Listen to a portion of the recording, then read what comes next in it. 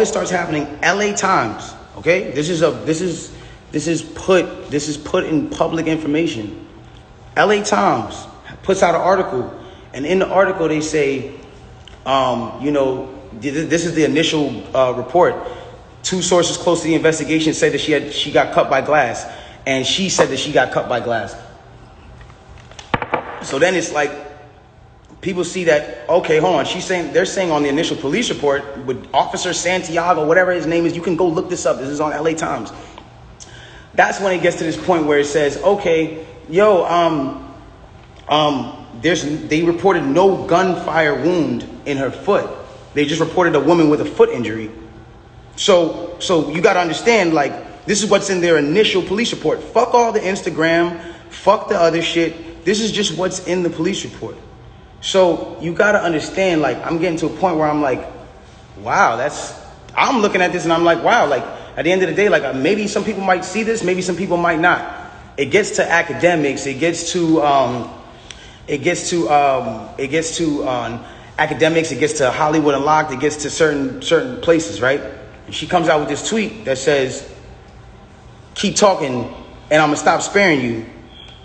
It's like, my love, I have not been on the internet for 3 months. And then 30 minutes later, she just goes on live. And it's like me telling you, yo, keep talking, my nigga, and I'm gonna slap you. And then I just slap you. It's like, you didn't do anything for me to slap you. I just slapped you. So it's like, who was talking to? Who are you saying to keep talking to? I don't understand. Whatever. It gets past this point. And it gets to a place where now she says, I'm gonna stop sparing you, whatever the case. She gets on live. Now, because it got on academics that there was no gunfire wound on the initial report, everyone starts going to her page. Again, she starts reacting to certain things. Now, I'm going to say one thing. I'm not getting mad at her or whatever it is, because I understand that she is dealing with a lot. Like, when it comes down to, you got to understand, she lost both of her parents, and I do sympathize with that. I lost my mother, and when I lost my mother, I realized one thing. When you lose a parent, you could be highly susceptible to people around you that are giving you parental guidance or things that feel like parental guidance, to believing that it is parental guidance, and you go with it. That's happened to me. I've been at that place where I've listened to a lot of people that led me down the wrong road because it felt like parental guidance that I should have been getting from my mother or my father that at that time wasn't around, or whatever the case is. So now it gets to this point now, whatever the case is, boom, she comes out and she goes, listen, you guys and, all this extra shit, this nigga keep talking about me. And I'm in the back, I'm over here watching this like, yo, what did I say? I didn't say nothing. I said nothing to you. It's nothing. This nigga keep talking about me, bro. And so, you know what? Now we just gonna do it. This nigga Tory shot me, bro. This nigga shot me. He shot me. She gets into it. This nigga shot me. She starts breaking down the story. And I want y'all to pay close attention to how she breaks down the story. Okay? Really pay close attention. She breaks down the story and she says, yo, I'm arguing. I'm in the car. I'm arguing with this nigga. I'm tired of arguing with this nigga. We get into a heated argument. I'm tired of arguing with this nigga. I get out the car. This nigga get out the car, and he starts shooting me. For no reason, he starts shooting me. So boom, then the cops pull us over and da-da-da-da. Hold on, let's take the first facts back for what she just said.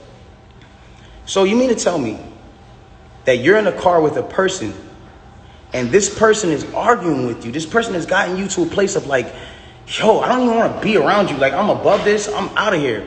You get out of the car because the heated argument is so heated. And then this person gets out and shoots you in both of your feet. And you jump back in the car? Why would you jump back in the car with a dangerous man who just did a dangerous crime to you, who did this criminal intent to you, and all this? Why?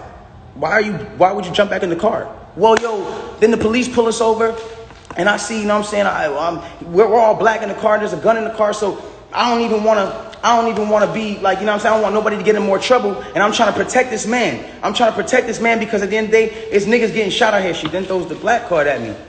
I'm trying to protect this black man. My love, nobody ever reported that you got shot but you. So how are you trying to protect me? At what point were you trying to protect me? At what point? Like, you know I got a child. You know that these type of situations, even an accusation, is something that I can't even be playing with. I don't even play with my life like that. So why would that, that to me just doesn't make sense. Okay, cool. Yo, I lied to the cops. I lied to the doctors. Let me tell you why they saying there's glass in my feet, though. Because I lied to the cops. I lied to the doctors. I lied to this, that, and the third. Ladies and gentlemen, I need us to really understand what she's saying here. You mean to tell me that these medical doctors that are in an ambulance that work on-site injuries 24/7 for all day, that have to know every type of on-site injury, the specifications on the type of on-site injuries, so they can treat it right? You mean to tell me you lied to these people and they just treated you for glass when you had a bullet in you? If that's what you're saying, okay, I'll give you the benefit of the doubt. Let's just say they were dumb. You mean to tell me that the cops who were called for a gunshot in a Suburban or whatever the car was, found that same Suburban and found a gun in it, see you leaking, and didn't check you for bullet wounds? I'll give you the benefit of the doubt and say they were dumb. You then further said, yo, I'm at a cotton mouth like a motherfucker smoking on it. You then say, oh, well, I was trying to protect this black man, so I never said nothing. I didn't want them to shoot me. I didn't want them to kill me. Okay, but when me and Kelsey and Quan were over there being questioned, you were in a stretcher. No one is going to shoot you in a stretcher. You had plenty of time to tell the cops that you were in danger. Tell the cops that you were in danger.